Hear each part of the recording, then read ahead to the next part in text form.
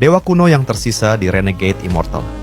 Sejak awal, hanya sedikit yang menyadari satu kebenaran yang tersembunyi di balik dunia tempat Wang Lin berpijak. Dunia ini bukan dunia asli. Ia hanyalah sebuah dunia gua, sebuah realitas buatan yang lahir dari tangan makhluk agung bernama Seven Colored Immortal Sovereign.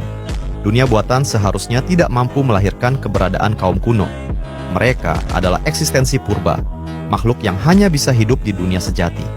Namun, keseimbangan itu runtuh pada satu peristiwa kelam. Seven Colored menjebak leluhur Dao kuno, Yemo, ke dalam dunia gua. Luo Chen adalah salah satunya.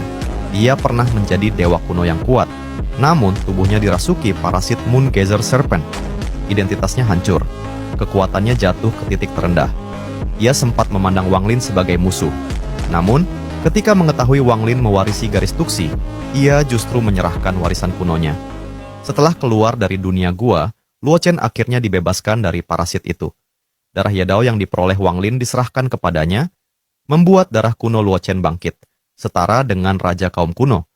Sejak saat itu, ia diangkat sebagai raja dewa kuno yang baru.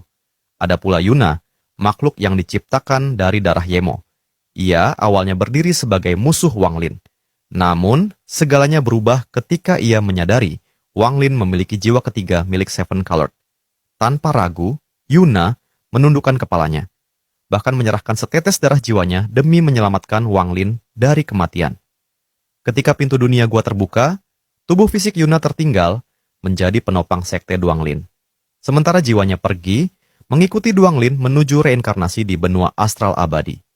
Ia masih hidup, namun tidak lagi hadir dalam wujud aslinya. Lalu muncul pertanyaan yang selama ini diperdebatkan. Apakah dewa kuno asli yang masih hidup hanya Wang Lin dan Tuo Shen? Jawabannya tidak sesederhana itu.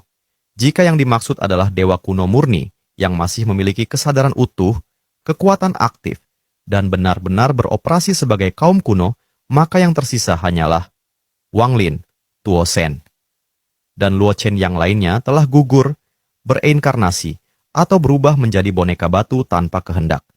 Di era ini, dewa kuno bukan lagi legenda, namun juga bukan kaum yang ramai. Mereka hanyalah bayangan terakhir dari zaman purba yang masih berdiri di ambang kehancuran sejarah.